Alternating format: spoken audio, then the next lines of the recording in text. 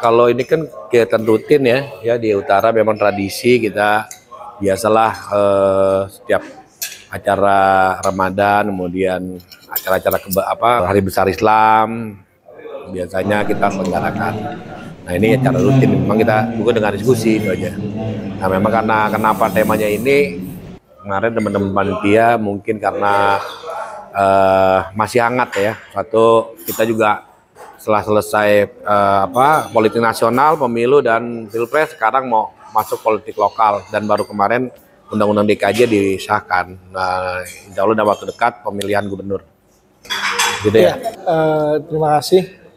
Sebenarnya IKN juga kan belum selesai juga ya. Makanya ya karena mungkin biar tidak ada kekosongan, makanya undang-undang DKJ ini cepat disahkan seperti itu. Nah, tapi alhamdulillah kekhawatiran warga Jakarta sudah terpenuhi ya pilkada secara langsung. Saya pikir itu. Nah, yang harus dikaji adalah apa sih yang khususnya gitu loh. Yang khususnya bicara ekonomi tadi Yunda Waude bilang memang kita harus juga banyak studi banding kayak bicara kayak di Batam itu harus jelas, makanya ini harus banyak kajian, perlu dikaji-kaji lagi. Saya pikir itu, makanya kita buat diskusi ini menjelang buka puasa, saya pikir itu. Iya, kalau memang kan undang-undang ini sempat kosong, jadi undang-undang IKN itu tahun 2022 ya, undang-undang nomor 3 tahun 2022, kemudian hari ini baru berganti tentang ibu kota yang menggantikan Undang-Undang nomor 29 tahun 2027 baru disahkan kemarin ya di paripurna. Nah, memang kalau dari kami sendiri kita udah sering ngobrol ini, cuma memang kan sekarang harus sosialisasi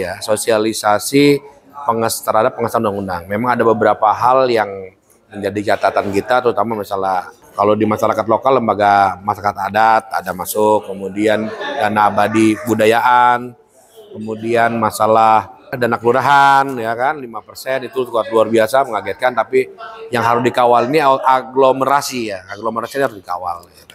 Ya, jadi emang perlu disosialisasikan ya bicara undang-undang kita yang baru ini, bicara DKJ. Karena emang juga bicara tadi Bang Boim bilang bicara kultur juga penting juga, Bang. Nah, kalaupun misalnya kita khusus ekonomi, nah seperti apa juga harus jelas juga. Nah, ini kan harus ada juga turunannya. Mungkin ntar DPRD membahas itu, mungkin seperti itu kalau menurut saya. Iya, kalau sekarang kan kita belum. Nanti biasanya mereka akan membentuk dalam rangka bisa ada sosialisasi ya yang lain-lain. Ya memang harus disosialisasikan. Tapi saya kira kan kayak kemarin sebelumnya sudah agak rame, sempat gaduh misalnya undang-undang DKJ karena mau ditunjuk langsung. Nah, sekarang kan sudah dikembalikan fungsinya. Apalagi yang harus diprotes ya, tapi paling tidak ada dikawal aja. Harus dikawal prosesnya. Kemudian ini harus jalan gitu loh. Fungsi-fungsinya kayak misalnya nanti mekanisme bagaimana, termasuk tadi undang-undang turunannya, perdanya bagaimana, kemudian budaya pemajuan budaya Betawi, kemudian perda-perda yang lain penunjungnya, kira-kira itu nggak ada masalah. Kayaknya kalau kelompok mahasiswa saya kira mereka punya catatan diri, tapi juga tidak ada yang menolak ya, karena dari saya mengikuti ini mulai dari pembahasan di Balek sampai putusan itu kecil, memang lebih besar banyaknya itu pendapat dari suara masyarakat lah ya, kelompok-kelompok masyarakat Betawi itu yang paling banyak, karena memang mereka perlu status daerah khusus ini apa gitu kan.